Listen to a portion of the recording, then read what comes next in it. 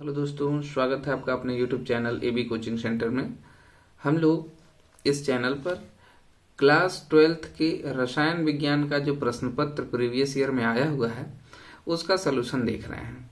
तो यहाँ पे देखिए, आज मैं सेट 3 2023 का कराने जा रहा हूँ और 2023 के सेट 1 सेट 2 को ऑलरेडी अपलोड कर दिया गया है। तो सेट 3 पे आते हैं, एक एक क्वेश्चन का सलूशन देखते हैं। देखिए, सबसे पहला क्वेश्चन इसमें दे रखा है, उसको स्टार मार्क्स कर दिया है ना।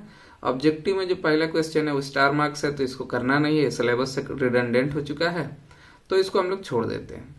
अगला देखिए क्वेश्चन नंबर ख, इसमें लिखा है 180 ग्राम जल की मोलों की संख्या, 180 ग्राम जल में मोलों की संख्या निकालनी है। ठीक है, तो देखिए मोलों की संख्या बराबर होता है भार बटे अणुभार। तो जल का भार कितना है 180 ग्राम और जल का अणुभार कितना होता है 18 ग्राम। तो 180 से अगर 18 से भाग किया जाएगा 180 को तो आपको मिलेगा 10, है ना। इसको देखिए पीछे यहाँ पे सलूशन करके पूरे क्लियर तरीके से स्पष्ट किया गया है। देखिए इसमें लिख रखा है कि जल का भार 180 ग्राम है, जल के मोलों की संख्या कैसे निकालेंगे, भार बटे अणुभार से। ठीक, तो जल का पहले अणुभार निकालते हैं। जल का सूत्र होता है देखिए H2O, तो हाइड्रोजन का होता है भार 1, तो 1 गुणे 2, और ऑक्सीजन का परमाणु भार होता है 16। तो 2 एकम 2 और 16 और 2 18 हो गया। ठीक, अब हमें क्या निकालना है, मोलों की संख्या निकालनी थी। मोलों की संख्या बराबर होगा भार बटे अणुभार। तो देखिए वही हमने लिखा है, मोलों की संख्या बराबर जल का भार कितना दे रखा है 180 ग्राम, तो 180 और बटे अणुभार आपने कितना निकाला है 18, तो 180 बटे 18। ठीक, अब आप अगर 180 को 18 से भाग दो तो 10 आता है। तो स्पष्ट हो गया इससे कि 180 ग्राम जल में उसके मोलों की संख्या कितनी है 10 है। ठीक है, चलते हैं अगले क्वेश्चन की तरफ। अब हम लोग देखिए, ये ख क्वेश्चन कर लिए हम लोग, अब आ रहे हैं ग पे। ग दे रखा है कि शून्य कोट की अभिक्रिया है। ठीक है, अच्छा एक चीज बहुत आवश्यक है कि आप लोग समीकरण, रासायनिक समीकरण देख के स्पष्ट कर लें कि अभिक्रिया शून्य कोट की है कि प्रथम कोट की है कि द्वितीय कोट की है। ठीक, तो देखिए इसमें होता क्या है कि जो अभिकारक होते हैं, ये जो तीर के इधर अभिकारक है, इन अभिकारकों की सांद्रता में जो परिवर्तन होता है उसी के आधार पर अभिक्रिया की कोट निर्धारित की जाती है। ठीक है, जैसे यहाँ पे देखिए पहले में FeCl3 है और बाद में SnCl2 है, तो बाद में जो FeCl बना वो Cl यहाँ पे 3 था, यहाँ पे 2 हुआ, तो क्लोरीन की सांद्रता घट गई। और यहाँ देखिए SnCl2 है, यहाँ पे SnCl4 बना, तो यहाँ पे क्लोरीन की सांद्रता बढ़ गई, है ना। अच्छा, SnCl2 और SnCl4 में भी चेंज आ गया और FeCl3 और FeCl2 भी परिवर्तित हो गया। अर्थात इसमें 3 अणु हैं, देखिए एक Fe है, एक Cl है, एक Sn है, और इन तीनों में परिवर्तन हो रहा है। यहाँ पे भी FeCl और Sn तीनों में परिवर्तन हो रहा है, अतः यह अभिक्रिया जो होगी ना वो उसकी कोट 3 होगी। ठीक, आगे देखिए इसमें H2 और Cl2, ये क्या बना 2HCl, ये शून्य कोट की अभिक्रिया है। कैसे, क्योंकि देखिए सांद्रता में कोई परिवर्तन नहीं हुआ, हाइड्रोजन के 2 अणु है, क्लोरीन के 2 अणु है, इधर भी वही है। ठीक है, तो इसके सांद्रता में कोई परिवर्तन नहीं हुआ, तो ये शून्य कोट की अभिक्रिया हो गई।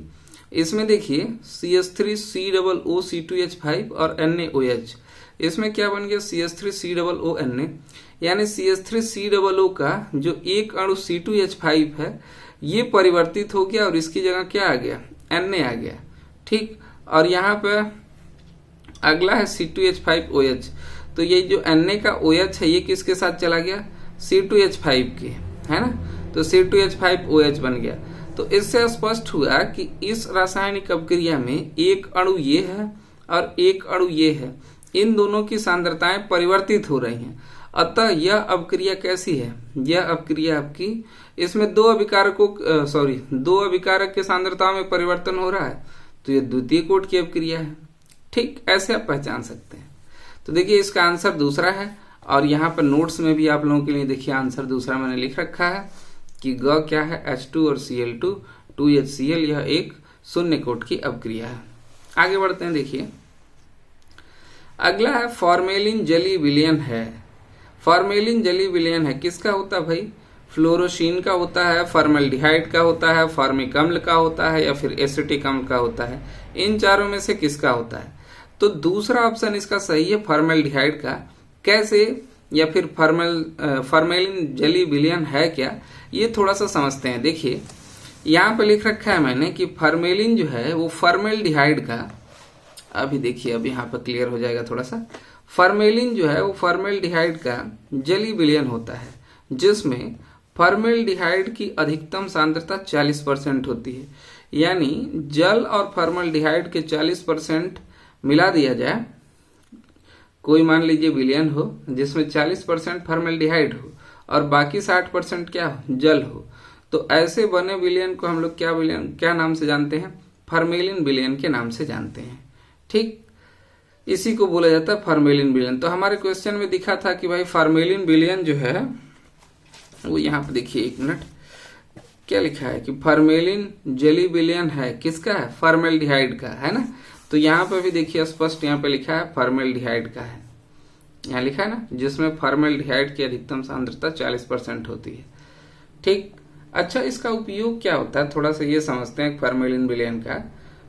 जैसे आप लोग जीव विज्ञान के प्रैक्टिकल करते होंगे या लैब में गए होंगे आप लोग, तो उसमें देखे होंगे कि विभिन्न जीवों को एक शीशी के अंदर, एक शीशे का जो जार होता है उसमें रखा जाता है, और उस जार के अंदर एक विशेष प्रकार का द्रव होता है, और उसी द्रव में उस जीव को रखा गया होता है। जैसे मान लीजिए कई जगहों पे ऑक्टोपस को रखा गया है ना, या किसी विशेष प्रकार की मछलियों को रखा गया है। तो उन जीवों को एक विशेष प्रकार के विलयन में रखते हैं तो ज्यादा दिन तक चलता है, वो सड़ता नहीं है। ठीक, और प्रैक्टिकल के दौरान बच्चे उनको देखते हैं। तो यहाँ पर जो विलयन, जिस विलयन में वो सुरक्षित रखे जाते हैं उसी को हम लोग बोलते हैं फॉर्मेलिन विलयन। तो देखिए उपयोग में मैं लिखा हूं यहाँ पर कि यह विलयन मृत जीवों के परिरक्षण में प्रयुक्त होता है। परिरक्षण मतलब उनको सुरक्षित रखने के लिए, लंबे समय तक उनको सुरक्षित रखने के लिए। ठीक, चलिए अगले क्वेश्चन पे आते हैं। अगला क्वेश्चन है अपना, एमाइड से एमीन बनाने में प्रयुक्त अभिकर्मक। देखिए इसमें 4 है। पहला है HCl ZnCl2, दूसरा K2Cr2O7 H2SO4, तीसरा NaOH और COH का होल ट्वाइस, Br2KOH। ठीक, तो ये चौथा ऑप्शन सही है, लेकिन सही कैसे है, इससे संबंधित जो समीकरण है उसको यहाँ पर नीचे रखा गया है। ठीक है, इसको देखिए एक बार। देखिए हाफमान ब्रोमाइड अभिक्रिया में यह स्पष्ट किया गया है कि ये आपका RC डबल बॉन्ड O और NH2 है। इसको वापस आप रिएक्ट कराएंगे किसके साथ? Br2 के साथ। ये है क्या भाई? ये पूरा एमाइड है। इस एमाइड को Br2 की प्रेजेंस में KOH के साथ रिएक्ट कराते हैं। तो जब अभिक्रिया होती है तो RN और C डबल बॉन्ड O, ये C डबल बॉन्ड O है ये, और N 3 बॉन्ड बनाता है, तो यहां से हाइड्रोजन को हटा देता है। ठीक है, तो यहाँ पे आपका बन जाता है कि R सिंगल बॉन्ड N, ये R और N के साथ एक बॉन्ड बन गया, और N डबल बॉन्ड बना लेता है किसके साथ? कार्बन के साथ, और कार्बन डबल बॉन्ड बनाया है किसके साथ? ऑक्सीजन के साथ। ठीक है, अब इसको वापस H2O से क्रिया करा देते हैं। तो जब जल से क्रिया कराएंगे इसको, तो इसमें होता क्या है कि जो CO2 है, ठीक है, यहाँ पे देखिए ये डबल बॉन्ड बना है, तो अगर ये डबल बॉन्ड टूटेगा तो यहाँ पे 2 इलेक्ट्रॉन फ्री होंगे। तो ये जो दोनों इलेक्ट्रॉन होते हैं इनको हाइड्रोजन आके इनका स्थान ले लेता है और CO2 मुक्त हो जाता है। ठीक है, तो CO2 जब हट जाता है इसमें से, तो बचता क्या है? RN, और 2 इलेक्ट्रॉन जो थे यहाँ से H2 आ जाता है, तो ये बन जाता है RNH2, जो कि प्राथमिक एमीन बनता है। ठीक, इसी को हाफमान ब्रोमाइड अपक्रिया भी कहते हैं। इसकी परिभाषा भी कई बार पूछ रखा है। ये रासायनिक समीकरण अत्यंत महत्वपूर्ण है, तो इसको भी आप लोग याद रखिए। ठीक, आप यहाँ पे देखिए कि आपने कैटलिस्ट के तौर पर किसको किसको उपयोग किया है उत्प्रेरक की तरह? Br2 और KOH। ठीक है, चलिए आगे बढ़ते हैं हम लोग। अभिकर्मक के रूप में कौन उपयोग हुआ है भाई? Br2 और KOH। देख लीजिए आप लोग यहाँ पे आ रहा है Br2 और फिर KOH। ठीक, अगले सवाल पे आते हैं। देखिए अगला सवाल दे रखा है, ग्लूकोज या एसिड या एल्डिहाइड टालेन अभिकर्मक के साथ क्रिया करके क्या बनाते हैं? तो कोई भी चीज अगर टालेन अभिकर्मक के साथ क्रिया करेगा तो Ag तो जरूर बनाएगा। क्यों? क्योंकि टालेन अभिकर्मक में Ag प्रेजेंट रहता है, तो AgNH4 तो बनता ही है। कैसे बनता है देखिए, समीकरण के माध्यम से इसको समझते हैं थोड़ा सा। चलिए अगले पेज पे चलते हैं। देखिए ये आपके सामने एक समीकरण लिख रखा है, ये दे रखा है CH3CHO। ठीक, इसमें देखिए इसमें क्या बोला था, ग्लूकोज या एल्डिहाइड, है ना, ग्लूकोज या एल्डिहाइड। तो यहां पे दे रखा है CH3CHO और इसको वापस रिएक्ट कराएगा किसके साथ, 2AgNH3 का होल ट्वाइस प्लस और 3OH। तो ये क्या बना दिया, ये CH3COO बना दिया और साथ साथ Ag जो है ना, इसके 2 पार्टिकल है ना, 2 एटम, तो 2Ag बनाया और 2H2O बनाया और 4NH3 बनाया। तो यहाँ पे स्पष्ट हो रहा है कि Ag बनता है ना। यहाँ पे देखिए, यानी दूसरा यहाँ पे करेक्ट होगा। आगे बढ़ते हैं हम लोग, अगला देखते हैं। देखिए अगला बोला है दूसरे का क, तो इसको स्टार मार्क्स कर दिए, इसको छोड़ देते हैं हम लोग। ख पे आते हैं। ख में बोला है कि भारानुसार 30% ग्लिसरॉल C3H8O3, ये ग्लिसरॉल का सूत्र है, कि जलीय विलयन में ग्लिसरॉल का मोल अंश की गणना कीजिए। ये बढ़िया सवाल है। ठीक है, देखिए थोड़ा इसको समझते हैं। यहाँ पे सोल्यूशन इसका कर रखा है, अभी बस समझा देता हूँ आप लोगों को। बहुत सिंपल सा क्वेश्चन है ये। देखिए इसमें लिख रखा है कि 30% ग्लिसरॉल है ना। अच्छा, जलीय विलयन लेना है तो 30% का मतलब होता है किसी भी चीज का 100 पे हिस्सा देखना। तो हमने मान लिया कि विलयन जो था वो टोटल कितना था, 100 ग्राम था। 100 ग्राम में से 30% ग्लिसरॉल है, मतलब ग्लिसरॉल कितना होगा, ग्लिसरॉल का भार होगा 30 ग्राम। ठीक है, मैं यहाँ लिख देता हूँ 30 ग्राम। ठीक, देखिए मैंने मान लिया कि विलयन का भार टोटल 100 था, इन्होंने बोला था कि 30% ग्लिसरॉल है, इसीलिए इस विलयन में ग्लिसरॉल का हिस्सा कितना आ गया, 30 ग्राम आ गया। 100 में से 30 ग्लिसरॉल हो गया, तो बाकी क्या है, जलीय विलयन है, तो जल कितना बचेगा, H2O बचेगा अपने पास 70 ग्राम। ठीक है, मैं यहाँ पर ग्राम लिख देता हूँ। देखिए वो तो एक चीज क्लियर हो गया आपको कि जब भी बोले 30% या 20%, तो 20% जो चीज रहता है वो हो जाता है और 80% जिसमें घुला होता है वो हो जाता है। तो यहाँ पे चूंकि जलीय विलयन बोला इन्होंने, तो हमने पूरा विलयन मान लिया 100 ग्राम का, जिसमें से 30 ग्राम क्या आ जाएगा, ग्लिसरॉल आ जाएगा, क्योंकि 30% ग्लिसरॉल है। और बाकी बचा कितना, तो 100 में से 30 घटाइए आप, तो कितना बचेगा, 70 ग्राम कौन आ जाएगा, H2O।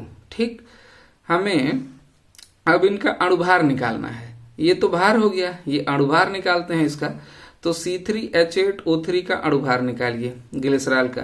कार्बन का होता है 12 और इसके 3 अणु है, तो 12 गुणे 3 प्लस हाइड्रोजन का एटॉमिक मास होता है 1, तो 1 इंटू 8 है तो 8 है ना। और O3 तो ऑक्सीजन का कितना होता है भाई 16, और ऑक्सीजन के कितने अणु हैं 3। ठीक, तो 12 तियां 36 और ये 16 तियां 48 और 8, इन तीनों को जोड़ोगे आप तो आपको मिलेगा 92। ठीक है, ऐसे H2O का भी निकालते हैं। H2O देखिए 70 ग्राम है, और इसका H2O में हाइड्रोजन का होता है 1, और हाइड्रोजन है कितना 2, तो वही लिख दिया है 2 गुणे 1, प्लस ऑक्सीजन कितना रहता है 16, तो प्लस 16, तो 2 गुणे 1 धन 16, तो 16 और 2 कितना आएगा 18 आएगा। अब देखिए मोलों की संख्या के लिए मैंने एक फॉर्मूला लिखा है कि मोलों की संख्या बराबर होता है भार बटे अणुभार। ठीक, इसको ध्यान रखना है। हमें निकालना क्या है भाई, हमें निकालना है ग्लिसरॉल का मोल अंश। मोल अंश बराबर होगा ग्लिसरॉल के मोलों की संख्या बटे ग्लिसरॉल के मोलों की संख्या प्लस जल के मोलों की संख्या। समझ रहे हैं, जितने चीजों से विलयन बना रहता है उन दोनों के मोलों की संख्या को नीचे रखते हैं। तो ग्लिसरॉल के मोलों की संख्या, मोल अंश बराबर क्या होगा, ग्लिसरॉल के मोलों की संख्या n बटे ग्लिसरॉल के मोलों की संख्या प्लस ये n किसको दिखा रहा है, जल के मोलों की संख्या दिखा रहा है। ठीक है, चलिए एक एक को रखते हैं। मोलों की संख्या बराबर होता है भार बटे अणुभार, आपको पता है। देखिए सबसे पहले ग्लिसरॉल का मोल अंश मोलों की संख्या निकालते हैं, तो ग्लिसरॉल का भार बटे अणुभार लेंगे। आप देखिए ग्लिसरॉल का भार यहाँ पर 30 ग्राम दे रखा है, तो आप रखोगे 30, अब बटे इसका अणुभार आपने कितना निकाला 92, तो 30 बटे 92 आ जाएगा ये। ठीक, अब ये भी चूंकि सेम ही है तो ये भी आपका 30/92 ही हो जाएगा। और ये n क्या है, ये जल के मोलों की संख्या है। तो जल कितना ग्राम है, देखिए 70, इसका भी भार बटे अणुभार करना पड़ेगा। तो 70 ग्राम बटे 18 ग्राम, तो ये आ गया 70 और बटे 18। ठीक है, आप जब इस 30 को 92 से भाग करोगे तो आ जाएगा 0.32 बटे, जब 30 को फिर 92 से भाग करेंगे तो 0.32, अब प्लस 70/18 है, 18 से 70 को भाग करेंगे तो 3.88 आ जाएगा। ठीक है, आगे देखिए, इन दोनों को तो ऐसे ही रखने दीजिए अंश में कि 0.32, और इसको आप जोड़ोगे तो ये बन जाएगा 4.20, है ना। 3.88 और 0.32 को जब आप जोड़ेंगे तो ये बन जाएगा 4.20। अब देखिए इसमें भी 2 अंक पर दशमलव है ना, और नीचे भी 2 अंक पर दशमलव है, तो दोनों का दशमलव आप हटा सकते हो। तो ऊपर आ जाएगा 32, ये दशमलव हट गया, और नीचे आ जाएगा 420। अब इसको क्या किया गया, देखिए 32/420 बनने के बाद इसको 4 से काट दिया गया। ठीक है, तो 4 से अगर काटिए तो 4/32, यहाँ आ जाएगा आपके पास 8। ठीक, और इसको काटिए तो 4 1 कम 4, और फिर 4×5 20, तो चूंकि 2 अंक ले रहे हैं, 2 में तो भाग गया नहीं, तो 0 भी बढ़ाएं तब भाग गया 4×5 20, तो 0 यहाँ पे बढ़ जाएगा, तो आ जाएगा 105। ठीक है, वैसे भी आप गुणा कर लीजिए, 105 चौका कितना आएगा 420, तो 4 से काटने पर ये आ गया 105। ये बना आपका 8/105। 105 से आप 8 को भाग करो तो ये आ जाएगा 0.076। तो मोल अंश कितना आ जाएगा भाई ग्लिसरॉल का, ग्लिसरॉल का मोल अंश आ जाएगा 0.076। ये आंसर है। ठीक, उम्मीद है क्वेश्चन समझ आया होगा। आप लोग स्क्रीनशॉट ले लीजिए, ठीक है, स्क्रीनशॉट ले लीजिए इसको और समझते रहिए। नहीं समझ आए तो वीडियो को रिवाइज करके देखिए, स्पीड बढ़ा के वापस से। चलिए अगले क्वेश्चन पे चलते हैं। अगला क्वेश्चन यहाँ पे दे रखा है कि एक डेनियल सेल के लिए मानक इलेक्ट्रोड विभव का मान 1.1 वोल्ट है। ठीक है, अब इससे संबंधित अभिक्रिया ये दे रखी है, जिंक है, जिंक सॉलिड प्लस Cu पर 2+ aqua plus zinc 2+ aqua plus Cu। ठीक है, ये समीकरण दे रखा है, और इस समीकरण के अंदर इन्होंने कुछ बोल रखा है, देखिए गिब्स ऊर्जा निकालने को बोल रहे हैं, है ना। स्पष्ट यहाँ पे दे रखा है कि गिब्स ऊर्जा का मान की गणना कीजिए। तो चलिए देखते हैं, इसको भी सॉल्व कर रखा है।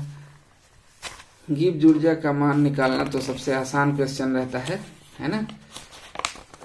देखते हैं ये, देखिए यहाँ पर, यहाँ देखिए आप लोग, देखिए ये रासायनिक समीकरण दे रखा था जिंक, है ना, और ये कॉपर पर 2+ आयन एक्वा, और जिंक पर 2+ आयन और Cu, ये आपका समीकरण दे रखा था। और सवाल के अंदर दे रखा था मानक इलेक्ट्रोड विभव ई स्टैंडर्ड, इसका मान दे रखा था 1.1 वोल्ट। ठीक है, हमें निकालनी क्या है, गिब्स ऊर्जा निकालनी है। तो गिब्स ऊर्जा को डेल्टा जी स्टैंडर्ड से रिप्रेजेंट करते हैं। तो गिब्स ऊर्जा आ गया delta G standard equal to -NFE standard, है ना। ये वैल्यू, ये समीकरण होता है, ये क्या है, ये समीकरण है, ये सूत्र है। इस सूत्र की सहायता से हम लोग गिब्स ऊर्जा का मान निकाल सकते हैं। तो यहाँ पे देखिए, ये N, F और E, इन तीनों का मान रखना है। N किसको दिखाता है भाई, N इलेक्ट्रॉनों की संख्या को दिखाता है। तो यहाँ पे देखिए प्लस आयन कितने हैं, 2, यानी इलेक्ट्रॉनों की संख्या को आप किससे लेंगे, 2 से। तो यहाँ N की जगह आ जाएगा आपका 2, तो ये हो गया -2।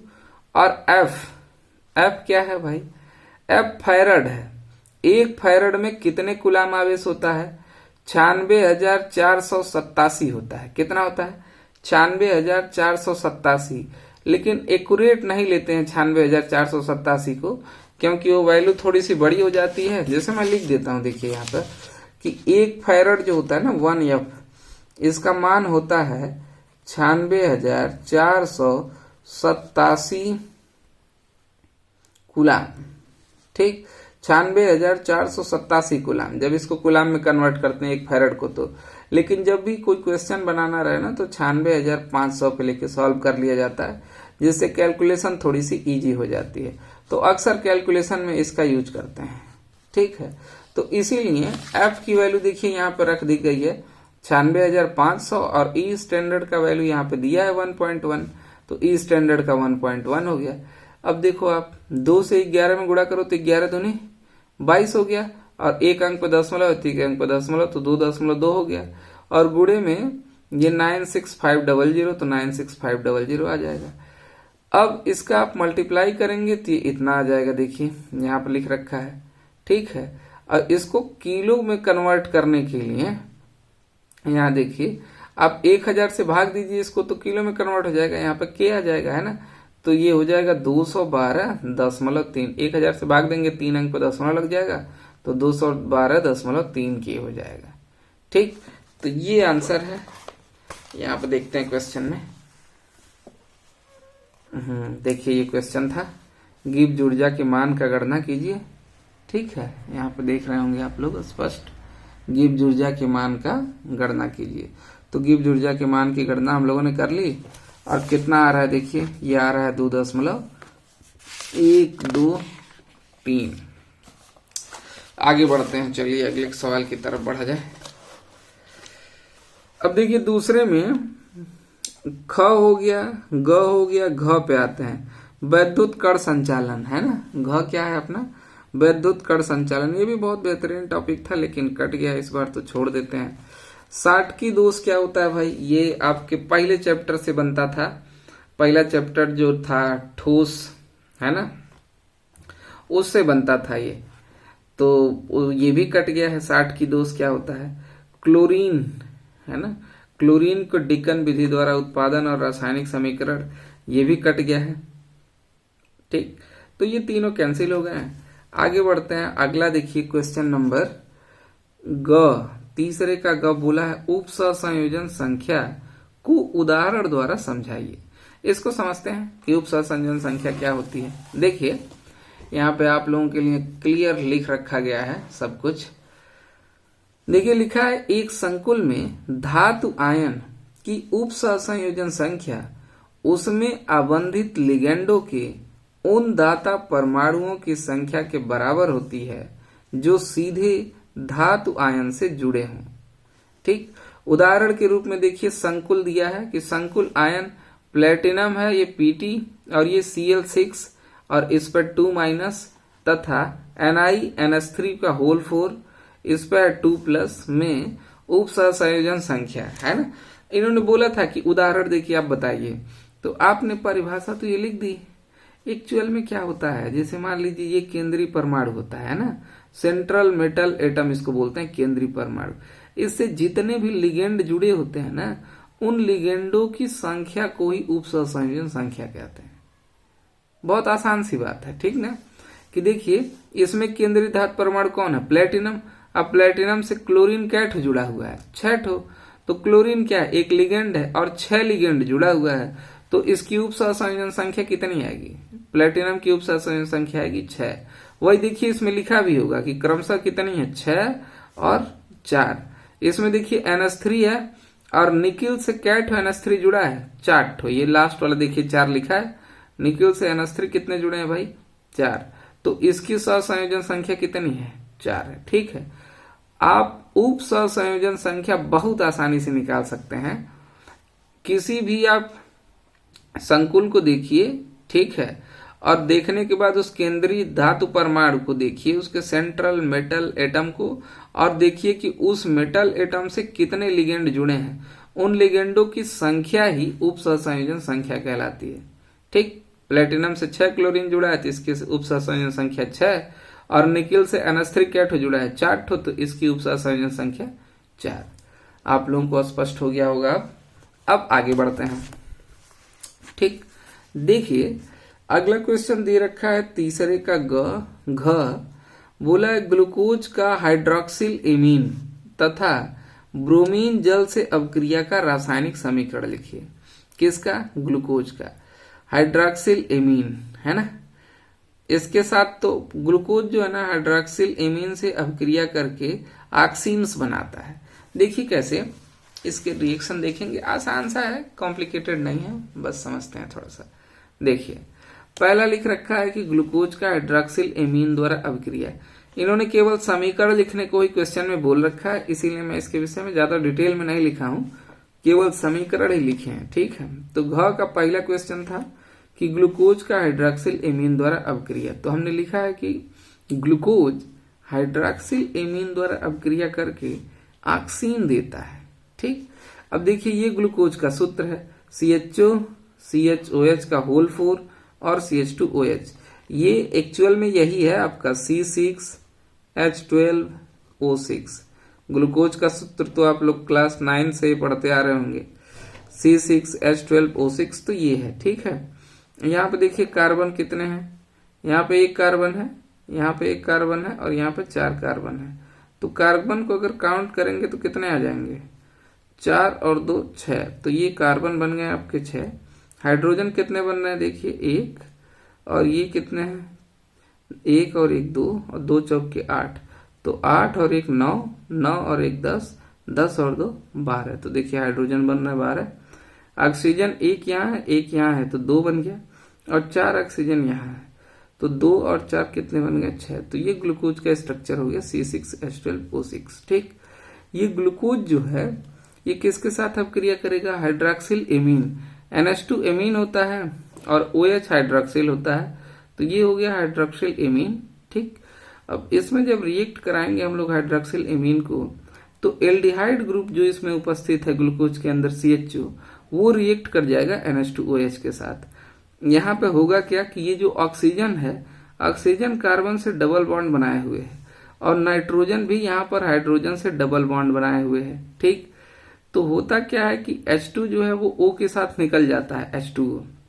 ये जो H2 है और ये जो O है ये एक साथ होके H2O निकल जाता है, और यहाँ पर CH के साथ नाइट्रोजन डबल बॉन्ड बना लेता है। ठीक, तो CH के साथ नाइट्रोजन ने यहाँ पर डबल बॉन्ड बना लिया, और साथ साथ ये OH बचा, तो नाइट्रोजन के साथ ये OH भी एक आबंध बना लेता है। यहाँ पे स्पष्ट हो रहा है कि नाइट्रोजन कितने बॉन्ड बना रहा है, 3, और नाइट्रोजन एक्चुअल में भी 3 ही बॉन्ड बनाता है, और बाकी जो नीचे की संरचनाएं हैं इसमें कोई परिवर्तन नहीं होगा। ये CHOH पे होल 4 और CH2OH बना लेगा। ठीक, तो यहां से स्पष्ट हो रहा है कि ग्लूकोज जो है हाइड्रॉक्सिल एमीन द्वारा अभिक्रिया करके ऑक्सीन्स देता है। चलिए अगले क्वेश्चन की तरफ बढ़ते हैं। देखिए इसमें पहला तो बोल रखा था कि ग्लूकोज का हाइड्रॉक्सिल एमीन के साथ अभिक्रिया, दूसरा बोल रखा है ब्रोमीन जल से अभिक्रिया, है ना, किसका, ग्लूकोज का। तो ग्लूकोज का ब्रोमीन जल से अभिक्रिया देखते हैं।